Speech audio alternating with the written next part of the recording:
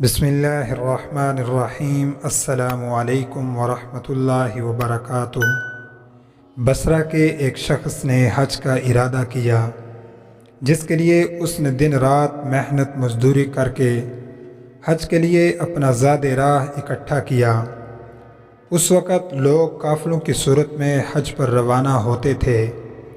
قافلوں کے افراد کو جمع کرنے کے لیے ایک انتظار گاہ بنائی گئی تھی، جو اس آدمی کے گھر سے کچھ ہی دور تھی۔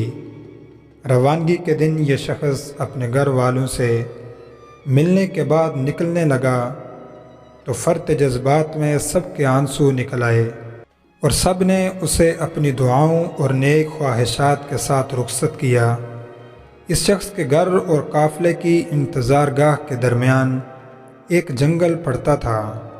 یہ شخص تیز تیز قدم اٹھاتا جا رہا تھا کہ جنگل سے کچھ پہلے ایک گھر سے اچانک کسی خاتون اور بچوں کے رونے کی آواز آئی۔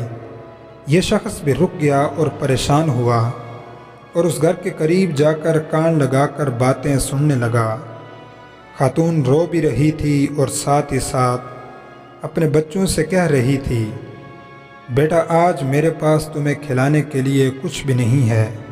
جو کچھ تھا وہ کل رات ہی کو ختم ہو گیا تھا، اور بچے بھوک اور پیاس کی شدت سے مسلسل رو رہے تھے اور کسی غیبی مدد کے منتظر تھے۔ یہ شخص پریشانی کے عالم میں آسمان کی طرف نگاہ کر کے ہاتھوں کو دعا کے لیے اٹھاتے ہوئے کہتا ہے، یا اللہ، آج میں عجیب دوراہے پہ کھڑا ہوں۔ ایک طرف تیری عظیم عبادت ہے اور دوسری طرف یہ بے بس خاندان ہے۔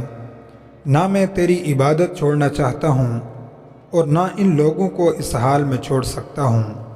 اے مالک کل جہاں، اب تو ہی میری رہنمائی فرما کہ میں کیا کروں۔ اگلے ہی لمحے اس شخص نے ان کا دروازہ کھٹکھٹایا۔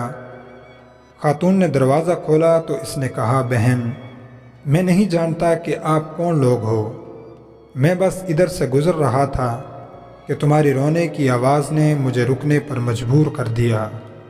میں نے تمہاری ساری باتیں سن لی ہیں۔ یہ لو، میرے پاس کچھ پیسے اور کھانے پینے کی چیزیں ہیں، ان سے اپنے اور بچوں کے لیے کھانے پینے کا انتظام کر لینا۔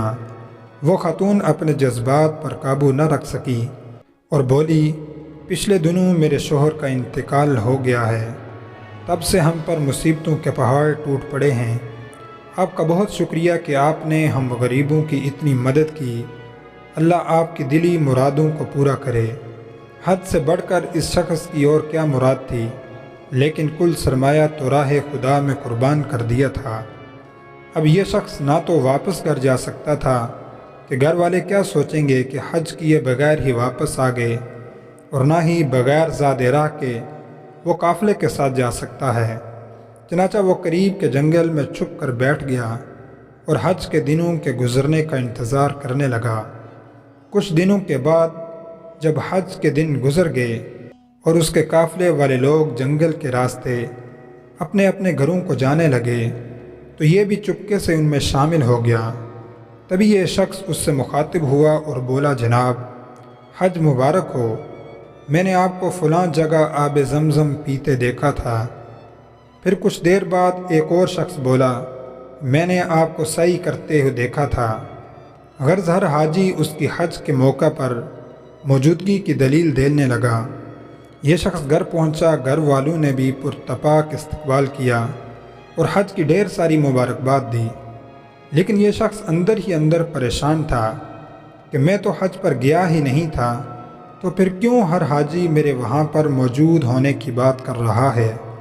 ظاہر سی بات ہے، حج سے واپسی پر کوئی حاجی جھوٹ تو نہیں بولے گا، لیکن ماجرا کیا ہے، یہ سمجھ سے باہر ہے۔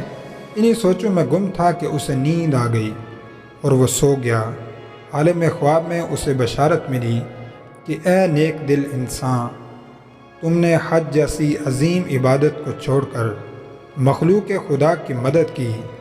اس کے بدلے میں اللہ تعالیٰ نے بالکل تمہاری شکل کے ایک فرشتے کو مقرر کیا، جس نے تمہاری جگہ حج کیا، اور اس کا سارا ثواب بھی تجھے ہی ملے گا، اور اسی لیے ہر حاجی تمہاری وہاں موجودگی کی دلیل دے رہا ہے۔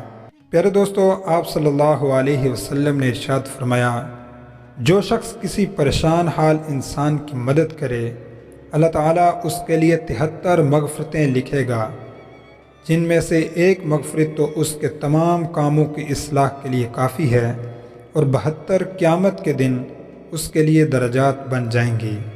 اللہ تعالیٰ سے دعا ہے کہ اللہ تعالیٰ ہمیں بھی دوسروں کی مدد کرنے کی توفیق عطا فرمائے۔ معزز سامعین، ایسی ہی علمی، معلوماتی اور سبق آموز ویڈیوز دیکھنے کے لیے آپ ہمارے اس چینل داستان اسٹوڈیو کو سبسکرائب کر لیں۔ اپنا بہت سا خیال رکھیں۔ السلام علیکم۔